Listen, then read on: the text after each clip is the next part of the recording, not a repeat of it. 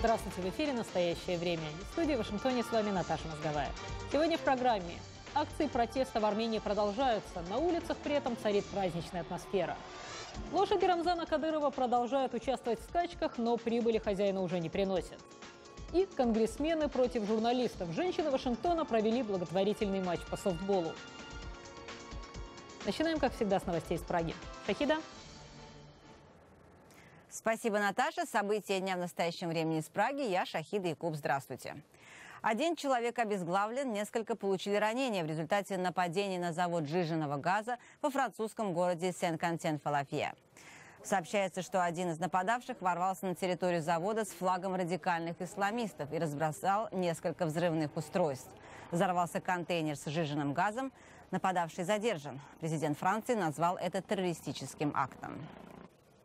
В Тунисе также было совершено нападение на отель в популярном курортном городе Сус. Представитель тунисского МВД Мухаммед Али Аруи сообщил, что среди жертв в основном туристы, однако не уточнил их национальности. Как сообщает агентство Associated Press, среди погибших в основном немцы и британцы. В Ереване продолжаются митинги протеста против решения правительства повысить тарифы на электроэнергию.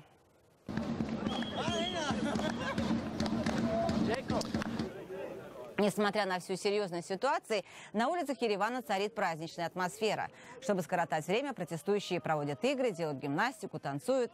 Особое внимание митингующие уделили журналистам российских федеральных каналов. После того, как по некоторым телеканалам прошли сообщения о том, что 23 июня митингующие напали на полицию, а не наоборот, молодежь стала отслеживать корреспондентов российских федеральных каналов и следить за тем, что они говорят в эфире. Посмотрите наши сюжеты из Еревана. Первые сюжеты делала отсюда девочка, которая здесь живет. Она не могла сказать ничего. У меня работы нет, чем мне обижаться. У меня больше работы нет, чем мне обижаться. Предыдущей ночью тысячи человек продолжали оставаться на площади Баграмяна. Их по-прежнему отделял от президентской администрации парламента усиленный полицейский кордон. Напомню, что за последние 2 года правительство повышает цены на электричество уже в 3-й раз. Парламентская ассамблея Совета Европы признала Россию страной-агрессором по отношению к Украине, а территория Крыма была названа оккупированной. Так говорится в 3-й финальной резолюции, принятой ПАСЕ в Страсбурге. После аннексии Крыма с полуострова были изгнаны лидеры крымских татар. По словам одного из них, председателя Меджлиса крымско-татарского народа Рифата Чубарова, Россия прибегает к различного рода политтехнологиям, чтобы разбить единство народа. С ним беседовал Сергей Дорофеев. Есть еще одна технология, хотя, может быть, это не технология, вы по-другому это назовете. Как вы оцениваете попытки Татарстана, скажу так, примирить Россию и крымских татар? Не считаете ли вы, что все, что делает Татарстан в последнее время, это и культурные десанты, это и финансовая помощь, это для того, чтобы как раз размыть политикум, как вы говорите? Кремль руководствуется своими соображениями, это как бы попытка навязать нам некоего, знаете, опекуна. Но получается? Нет, не получается, потому что за исключением некоторых привязанных к Москве чиновников во всех регионах России есть вполне адекватные, разумные люди. Все, кто по приказу Москвы вступают с нами в контакты, они, в общем-то, не убеждены в том, что они поступают правильно. Полную версию интервью с Рифатом Чубаровым смотрите в программе «Настоящее время. Неделя. Воскресенье». 26 июня после продолжительной болезни на 86-м году жизни скончался бывший премьер-министр России Евгений Примаков. До назначения премьером Примаков руководил МИД России и службой внешней разведки. С именем Примакова связывается развитие партнерских отношений со странами Запада и Востока в равной степени. В 1998 году главу МИДа перевели на должность премьер-министра. Примакову, доктору экономических наук, академику РАН, предстояло поднимать страну на ноги после августовского дефолта. С задачей он справился, так во всяком случае, по данным соцопросов считают больше половины жителей России.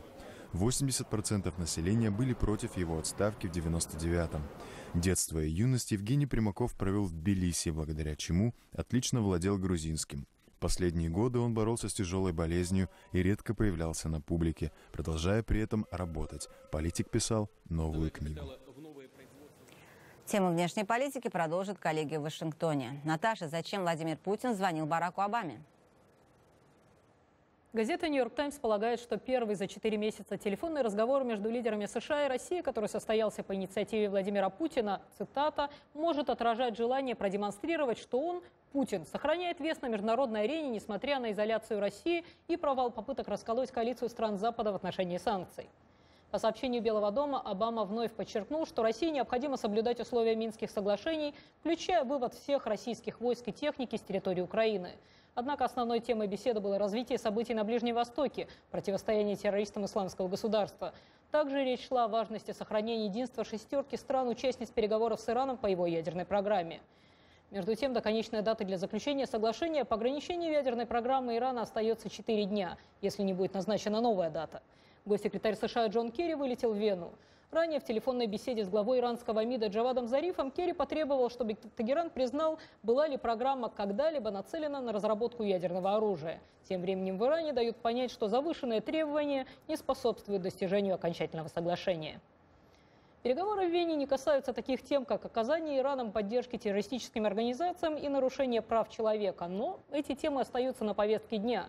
Систематическое нарушение прав граждан в Иране упоминается в ежегодном докладе Госдепартамента США о ситуации с правами человека за 2014 год. Подробнее в репортаже Александра Панова. В этом документе нет общей таблицы, где у каждого свое место и рейтинг. Тем не менее, его традиционно не любят власти тоталитарных государств.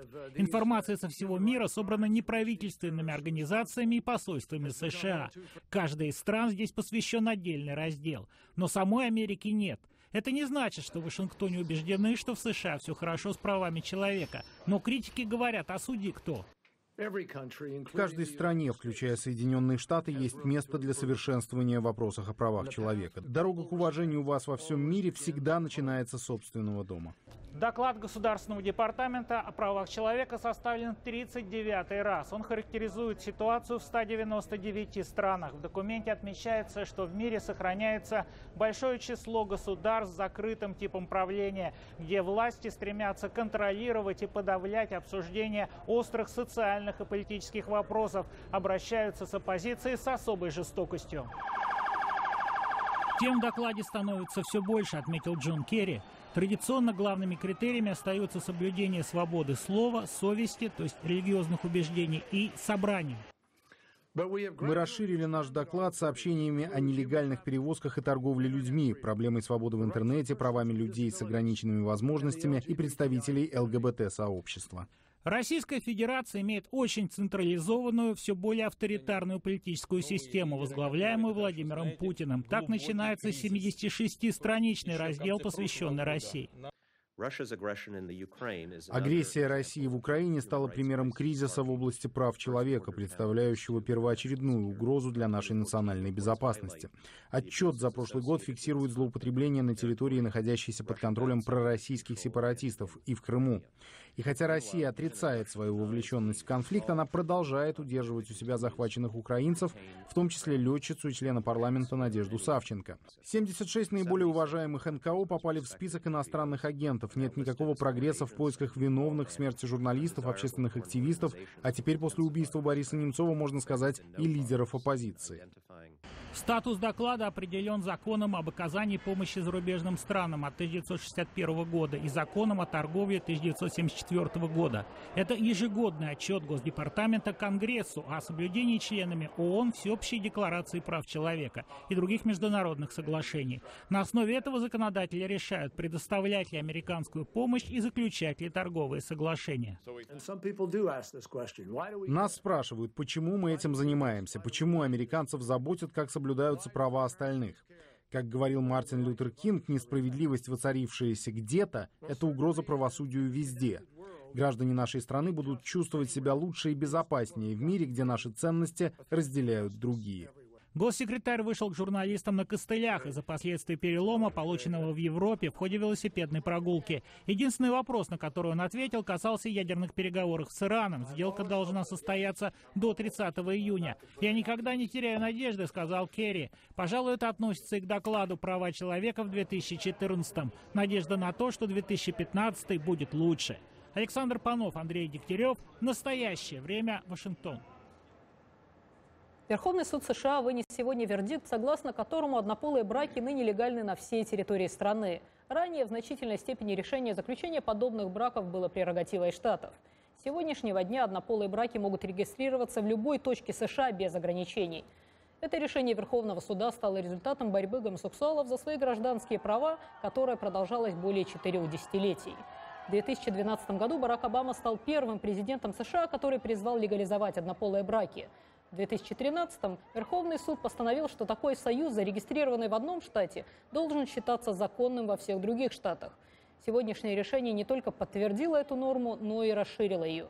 Президент Обама отреагировал на решение Верховного суда, отметив, что это большой шаг на пути к равенству.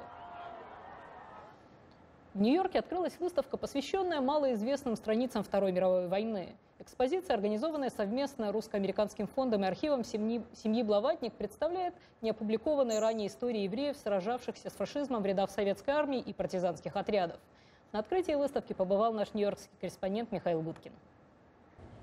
О Второй мировой войне сказано и написано немало, особенно в этот юбилейный год.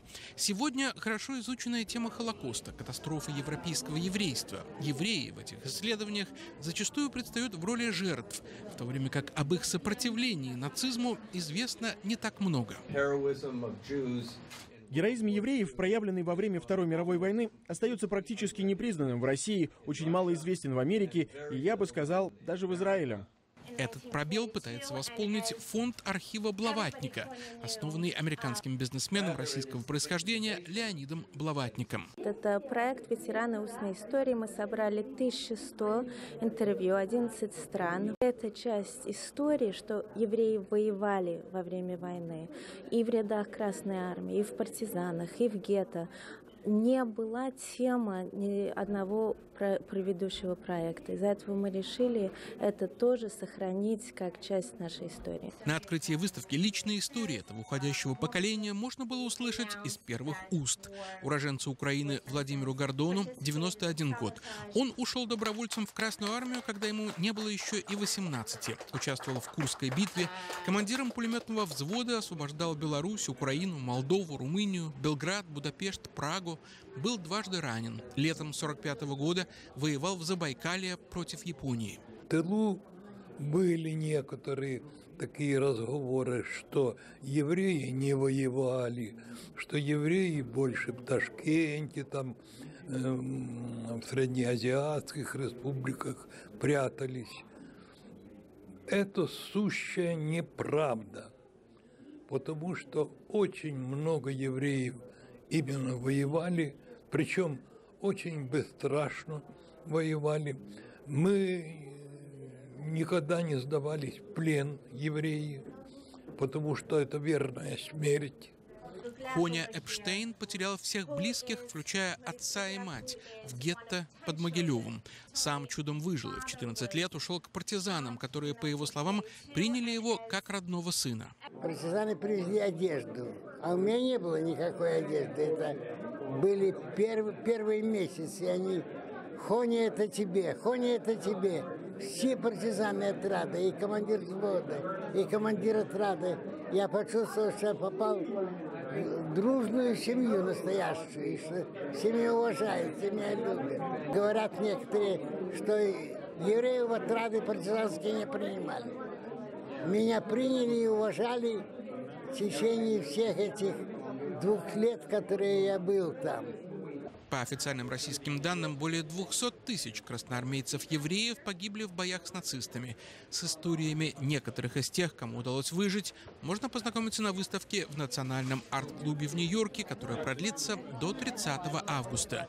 Михаил Гудкин, Сергей Гусев. Специально для настоящего времени из Нью-Йорка. Коллеги в Праге продолжат историческую тему об уничтожении советским НКВД польских офицеров в Твери.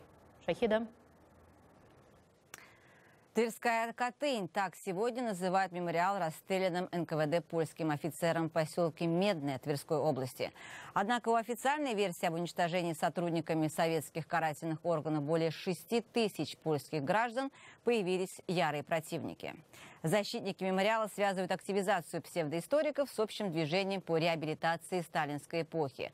В деталях разбирался Андрей Королев. Несмотря на то, что мемориал офицерам государственной полиции Шленского воеводства, расстрелянным НКВД в первые годы Второй мировой войны, признан на международном уровне, отдельные критики вовсе сомневаются, что в этой земле покоятся тела польских офицеров. Наша задача, что касается Медного, доказать только одно, что там нет поляков. Там нет вот этого массового расстрела. Согласно архивам, в сентябре 1939 года из Белоруссии и Западной Украины в тогдашнюю Калининскую область были интернированы более 6 тысяч польских военнослужащих и содержались в лагере НКВД Осташково. Через несколько месяцев после вторжения немецких войск в СССР следы большинства исчезли. Критики общепризнанной версии считают, что в Медном могли быть захоронены обычные уголовники. Там реальные вредители были, диверсанты. Вы думали, их не было? Думаете, их не было перед войной? Конечно, было. Современные попытки отмыть репутацию советских репрессивных органов сотрудники мемориального комплекса называют реанимацией исторического фальсификата. Они не историки, они не работают в архиве. Они отстаивают любую версию, только бы не согласиться с тем, что поляков действительно расстрелял НКВД. Вина сотрудников НКВД за расстрел польских офицеров доказана российскими властями еще в 90-х годах прошлого века. Начальник НКВД Калининской области Виталий Степанович Токарев. В 1991 году его дважды допрашивал следователь Главной военной прокуратуры. Была штатная расстрельная команда, а еще заставляли водителей участвовать в расстрелах. По мнению специалистов, споры могут вестись лишь о количестве расстрелянных польских офицеров. То есть то, что опровергатели, так сказать, утверждающие о фальсификации, сами по своей природе тоже являются фальсификаторами, и цель у них явно политическая, у меня сомнений не вызывает. Марина Гавришенко, Андрей Королев. Настоящее время. Тверь. Президент России Владимир Путин предложил создать единый учебник истории страны, что лишь обострило споры о том, как именно воспринимать те или иные события прошлого. О том, зачем нужен единый учебник и какой идеологии он будет следовать, Александр Касаткин беседовал с историком-публицистом Кириллом Кобриным. Нет никакой идеологии. Идеология не может родиться из единого учебника.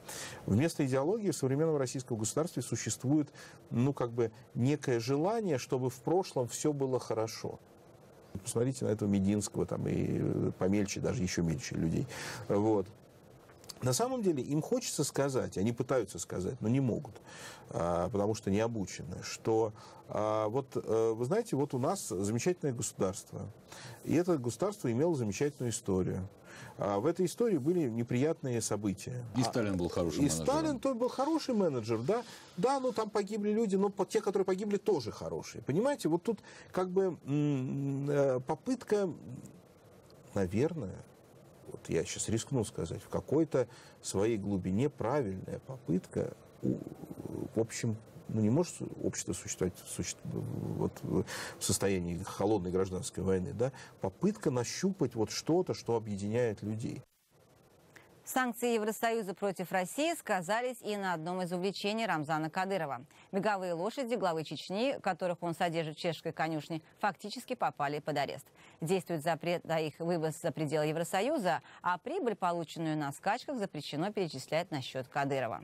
Участие в соревнованиях Чехии ограничиваться не будет, но призовые деньги должны идти только на содержание самой конюшни. В случае, если доходы от побед превысят расходы, они будут заморожены. Подробнее в нашем репортаже.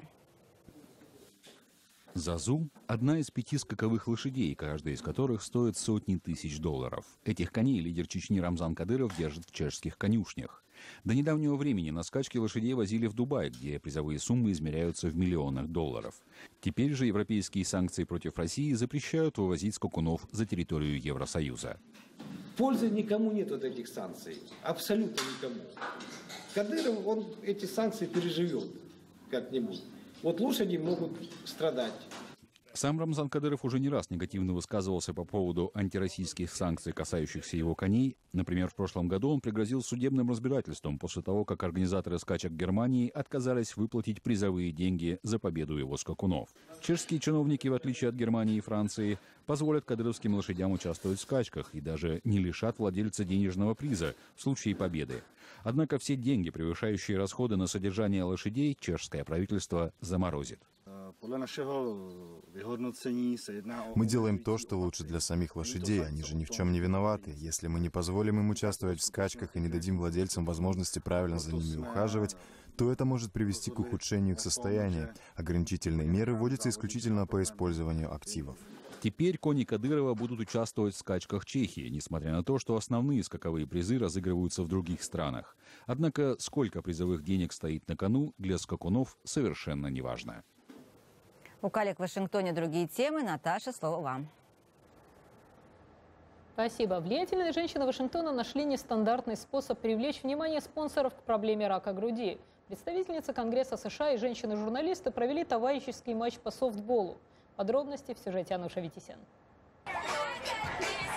Биты, розовые мячи, перчатки. Две исключительно женские команды готовы продемонстрировать приемы быстрой подачи. Таким образом, они помогают молодым девушкам бороться с раком груди.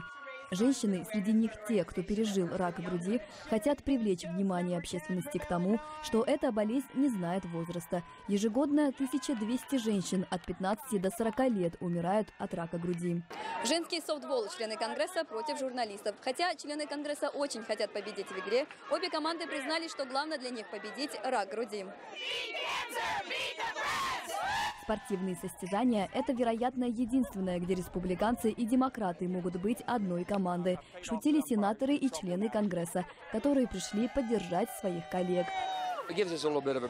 Это для нас отдых. Да, Вашингтон может быть и таким. У нас был очень сложный день сегодня, и хорошо закончить его именно таким образом, тем самым давая людям шанс бороться со страшной болезнью. Это межпартийная команда. Как вы видите, Конгресс все-таки может быть единым, и мы обязательно должны победить прессу. Однако команда вашингтонской прессы с говорящим названием «Красотки с плохими новостями» не собирались сдаваться без боя.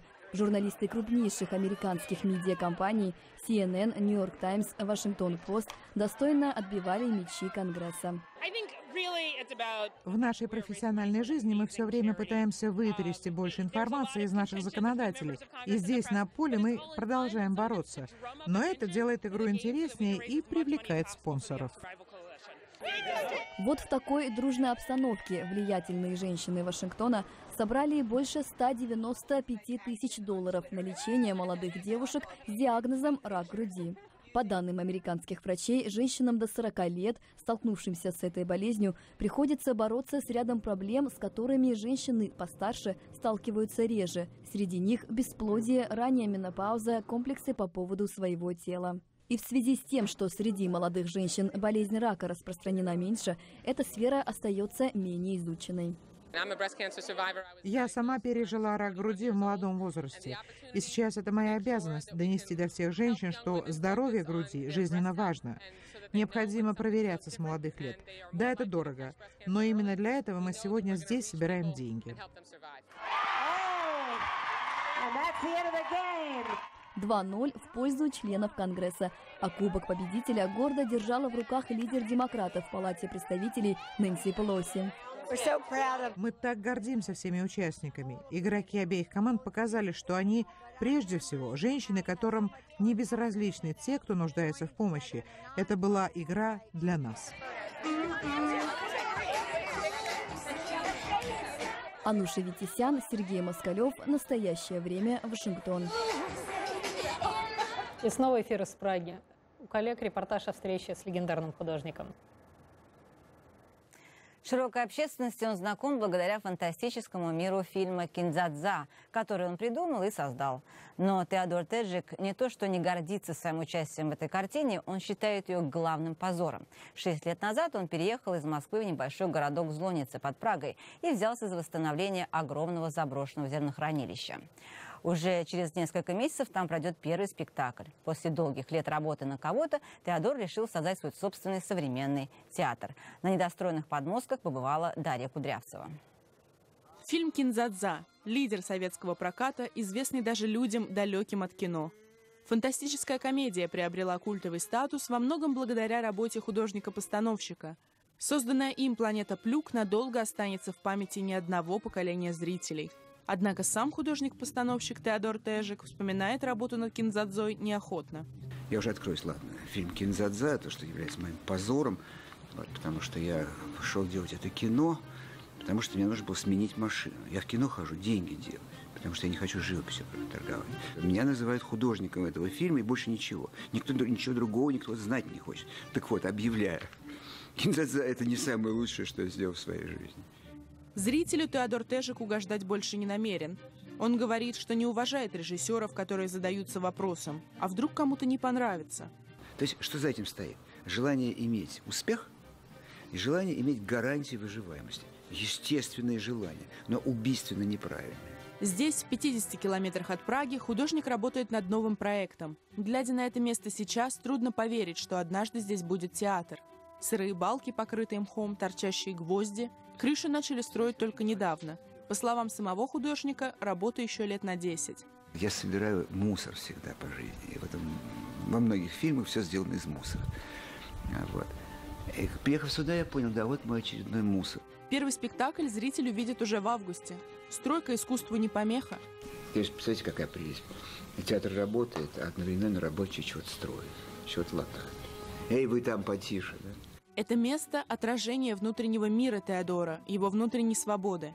И хотя художник готов наводить порядок в этом мире, не жалея ни сил, ни времени, понимают его не все. Это легко проверять по реакции друзей, которые довольно часто не понимают, говорят, нет, мы в это не играем. Это ничего у тебя не получится. И даже один из моих старых друзей сказал, да сдохнешь ты в своей сыпке. Ну, круто было, просто с ним мы не общаемся больше. Несмотря на непонимание, Теодор продолжает работу над проектом. Будущий театр уже полон декораций. Старые часы, пианино, разобранные музыкальные инструменты. Тысячи деталей, которые понятны только ему. Вещи, понимаете, вечность, в отличие от вечности, вот, такая замечательная вещь, что вот человека нет, а вещь осталась. Эту вещь сделал он. Теодор Тежик сам сделает этот театр. Придумает, построит, наполнит жизнью. И своим представлением о свободе. Дарья Кудрявцева, Дарья Соловьева. Настоящее время. Тему кинематографа продолжит Вашингтон. Наташа. В Нью-Йорке на экраны ежегодно выходят сотни независимых фильмов никому неизвестных кинематографистов. Пока никому неизвестных. Наш корреспондент Виктория Купчинецкая познакомилась с режиссером и продюсером картины, премьера которой состоялась сегодня. Кимберли Левин живет в артистическом районе Бруклина, в большом лофте, в котором вместе со своей командой делает кино. Первый полнометражный фильм, автором сценария и режиссером которого она стала, о трудной ситуации, в которую попадает одна простая фермерская семья в штате Кентукки. Я использую сюжет фильма для того, чтобы показать зрителю жизнь людей, занятых в сельскохозяйственном секторе. Это сейчас мало кто показывает в кино. И этот мало кому известный мир буквально пронизан очень актуальными политическими проблемами. У героини фильма Бетти личные трудности. С работой туго, серьезно болен муж. Банк может отобрать дом за неуплату. Соседний фермер предлагает ей за хорошее вознаграждение под покровом ночи вылить токсичные отходы в деревенскую речку. Ему так дешевле от них избавиться. Фильм «Ранов. Слив» о том, как тяжело выживать маленьким людям на периферии крупной корпоративной экономики, о том, к чему может привести безответственное обращение с природой, которая нас кормит, и о сложном моральном выборе. Мне понятны проблемы этих людей, потому что мой отец был фермером. Он выращивал цитрусовые в Калифорнии. И его ферма с годами становилась все меньше и меньше. Мелкого фермера, мелкого предпринимателя постепенно вытесняли крупные корпорации. Отец вынужден был продавать химические удобрения, точно так же, как главные герои фильма. Кимберли и Курт – партнеры не только в кино, но и в личной жизни. Муж и жена – новые нью-йоркские кинематографисты. В прошлом журналист и биохимик. Они сами нашли спонсоров и инвесторов, которые поверили в их идею. Снимали в штате Кентукки, а монтировали прямо здесь, в лофте в Вильямсбурге. Они говорят, что нью-йоркское кинематографическое сообщество их поддерживало. Если творческим людям здесь нравится твой фильм, они помогут тебе его сделать, даже если у тебя совсем немного денег. Нам помогали настоящие профессионалы своего дела. Мы не наступаем друг другу на пятки, не врываем друг у друга кусок хлеба, как если бы это было, если бы мы работали в Голливуде. Мы, каждый, просто делаем свое кино. Ежегодно только в Нью-Йорке на экраны выходят сотни новых полнометражных фильмов, причем многие из них так называемые инди, сделаны небольшими студиями, а независимыми кинематографистами на собственный страх и риск. И не всегда на их долю выпадает коммерческий успех. Мы благодарим коллег в Вашингтоне и всех наших зрителей. Смотрите «Настоящее время» в эфире своих национальных телеканалов. Я Шахида Якуб. Всего доброго, до свидания.